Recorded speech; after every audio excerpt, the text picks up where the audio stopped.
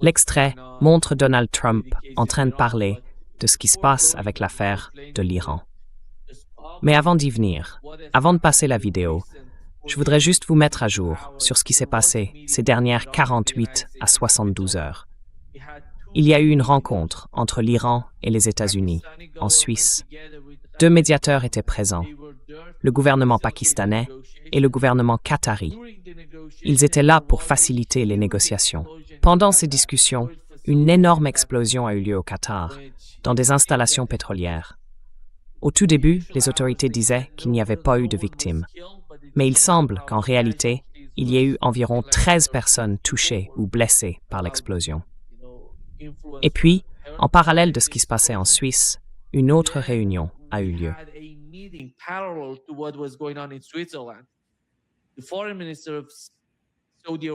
Le ministre des Affaires étrangères d'Arabie saoudite a mentionné la Turquie, le Pakistan et l'Égypte. Au Caire, ils se sont rencontrés pour discuter de la situation entre l'Iran et les États-Unis et aussi de ce qui se passe au Liban concernant la question palestinienne. Ce sont les 2 grandes réunions qui ont eu lieu au cours des 72 dernières heures, ces 3 derniers jours. Et puis, il y a la question de la Palestine, la question du Liban, où il semble que l'Iran exerce une certaine pression sur l'administration Trump en utilisant le détroit d'Ormuz pour pousser Israël à se retirer du Liban. On le voit dans les médias israéliens. Les médias israéliens parlent de Benjamin Netanyahou qui subirait de fortes pressions de la part de l'administration Trump. Ils évoquent un retrait partiel du Liban.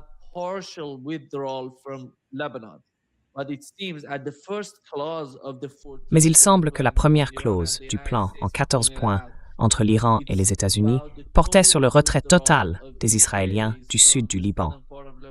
D'ailleurs, l'argument avancé par J.D. Vance, c'était de dire « Nous voulons le droit à l'autodéfense pour tout le monde dans cette région ».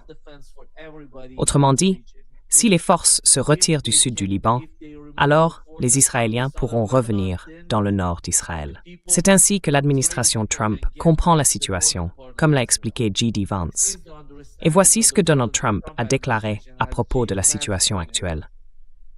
Il y a beaucoup de choses à aborder, comme je l'ai dit, mais voici ce que Donald Trump a dit au sujet de l'Iran.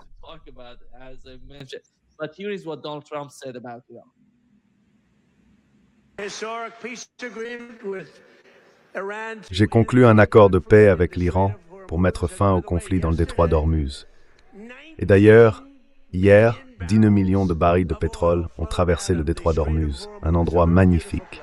C'est le plus grand volume de pétrole jamais enregistré dans l'histoire du détroit. On n'a jamais rien vu de tel. On appelle ça un déferlement de pétrole. Et surtout, nous garantissons une chose, et c'est très important, parce que c'est la raison pour laquelle je l'ai fait. Je l'ai fait pour ça, à 99%. L'Iran n'aura jamais d'armes nucléaires, et ils ont accepté cela. Mais souvenez-vous, ça n'a pas été facile. Pendant 47 ans, il y a eu des présidents, d'autres dirigeants, d'autres pays aussi. Nous ne sommes pas les seuls à n'avoir rien fait. L'Iran était le tyran du Moyen-Orient. Et maintenant, nous laissons l'Iran sans marine, sans force aérienne, sans défense antiaérienne, sans capacité de missiles, sans programme nucléaire. Nous les laissons sans aucune capacité nucléaire. Et ils ont accepté cela. Et aujourd'hui, nos relations se passent plutôt bien.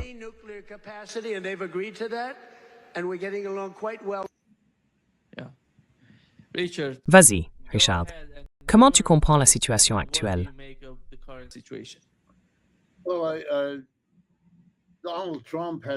Eh bien, Donald Trump a été surnommé Taco. Trump always caves out. Désolé, c'est ce que ça veut dire. Taco. Moi, j'en ai trouvé un nouveau, le Airbnb de Trump. Always bluster and blather. Toujours du vent et du bavardage. Il ne fait que parler.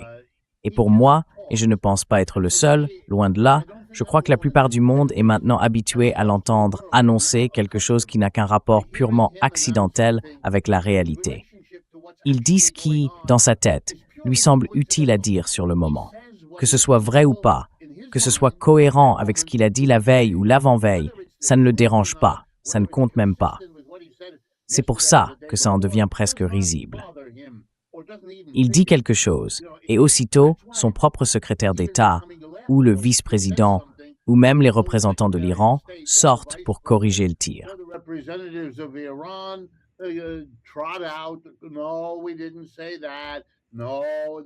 Non, on n'a pas dit ça. Non, ce n'est pas ce qui a été convenu. Non. Et quand on écoute tout ça, et qu'entre-temps il est déjà passé à une nouvelle version de ce petit jeu, je trouve ça un peu creux. La liberté qu'il prend avec les faits est incroyable. Oui, il y a du pétrole qui sort du détroit d'Ormuz, c'est vrai, et un peu plus qu'à l'époque où il était complètement fermé, mais dire que c'est la plus grande quantité de pétrole de toute l'histoire du détroit, c'est absurde. On n'est pas revenu à la situation d'avant où il y avait beaucoup plus de pétroliers qui passaient. Donc non, c'est faux. Il a inventé ça. Ce n'est pas exact. Et la plupart du reste de ce qu'il a dit, au mieux, c'est son opinion, pas un accord, pas du tout.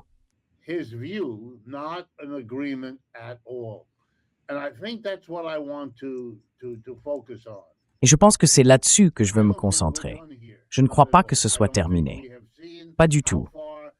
Je ne pense pas qu'on ait encore vu jusqu'où les Israéliens et leurs alliés aux États-Unis peuvent aller pour empêcher cela, pour le bloquer, pour le renverser, pour annuler ce protocole d'accord. Ils travaillent très dur là-dessus. Lindsey Graham, les soutiens financiers, l'AIPAC, c'est un projet pour eux, un projet urgent. Je devrais d'ailleurs préciser, pour votre public, qu'on vient d'avoir des élections ici à New York, et pendant les élections qui ont eu lieu hier, le vote est allé de façon assez marquée vers des personnes qui ne soutiennent pas la guerre en Iran et qui ne sont pas pro-israéliennes.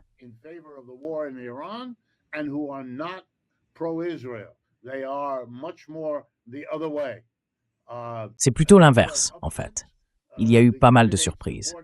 Les candidats soutenus par notre maire socialiste musulman, Zohran Mamdani, ont gagné, et pas de justesse. Comme Mamdani lui-même, ils ont remporté de larges victoires. On commence donc à voir apparaître, et c'est une première depuis très longtemps aux États-Unis, une présence socialiste importante qui se définit elle-même comme telle dans notre vie politique. Et comme cela se produit en même temps que la guerre en Iran, et dans un contexte d'attention accrue sur la question israélo-palestinienne, il est vraiment essentiel de comprendre qu'un changement est en train de se produire.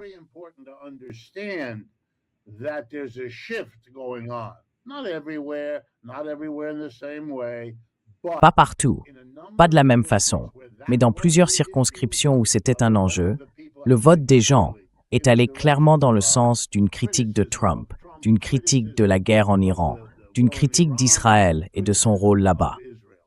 Donc, je pense que ce qui commence à se passer, ce qu'on n'aurait jamais dû perdre de vue, c'est que les affaires internationales, les rivalités entre grandes puissances, ont leur propre logique, leurs propres règles. Mais elles ne sont pas indépendantes des luttes économiques et politiques à l'intérieur des pays. Et ces luttes peuvent à certains moments prendre le dessus et devenir très importantes, parfois même plus importantes, pour influencer tout cela. Vous savez, on disait autrefois par exemple, que ce sont les évolutions à l'intérieur des États-Unis qui ont forcé la fin de la guerre du Vietnam.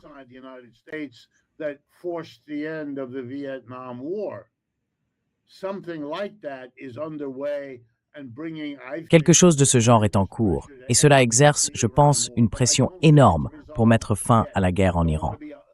Mais je ne crois pas que ce soit encore réglé. Je ne veux pas qu'on aille trop vite. Regardons la complexité de la situation. Mais il n'est pas encore clair si M. Trump va l'emporter. Et il faut aussi que les gens comprennent qu'il ne lui reste en réalité que quelques mois. Une fois les élections de novembre passées, si elles ont bien lieu, il deviendra un président en fin de mandat. Et vu à quel point sa situation s'est dégradée depuis le début de l'année, on parle d'un homme confronté à des pressions politiques croissantes, qui perd du soutien et s'approche d'une période où son influence sera fortement réduite.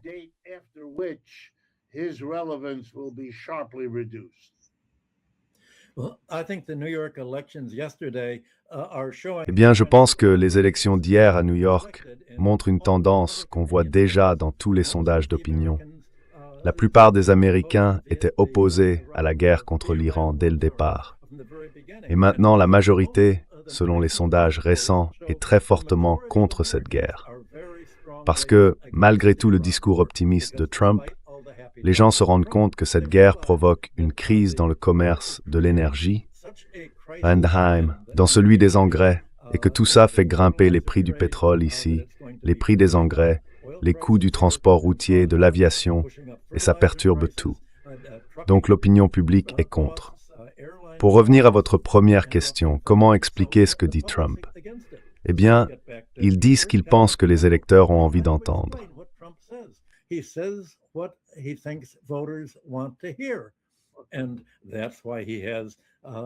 c'est pour ça qu'il a ses partisans derrière lui. Que disent les sondages d'opinion?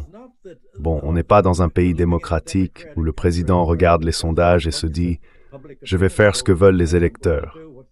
Non. Il va dire qu'il fait ce que veulent les électeurs tout en faisant en réalité exactement ce qu'il veut. Et bien sûr, quelle est la première chose que Trump veut faire? Il a une vision assez étroite. Il veut gagner de l'argent pour lui-même. Il veut devenir encore plus riche, pour lui et pour sa famille, et obtenir la loyauté de ses ministres en les rendant plus riches eux aussi. Donc ce qu'il dit, c'est pour influencer la bourse.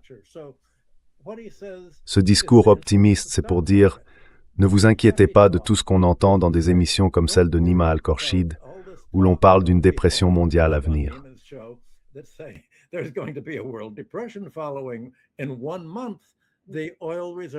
Dans un mois, les réserves de pétrole vont être épuisées. Dans un mois, le prix du pétrole va doubler. Le diesel aussi. Le coût du transport des aliments et des autres marchandises vers les marchés va grimper en flèche. Il va y avoir des pénuries. Mais ne pensez pas à ça. Pensez plutôt au fait que nous avons gagné, que tout va bien se passer et que nous revenons à la normale. Le public aime croire à la normale. Et même si, à mon avis, la plupart des grands investisseurs institutionnels sur le marché savent très bien de quoi nous parlons, oui, la crise va arriver bientôt. Au plus tard, dans un mois, quand les États-Unis auront épuisé leurs réserves nationales de pétrole et leur capacité à maintenir artificiellement les prix à un niveau bas.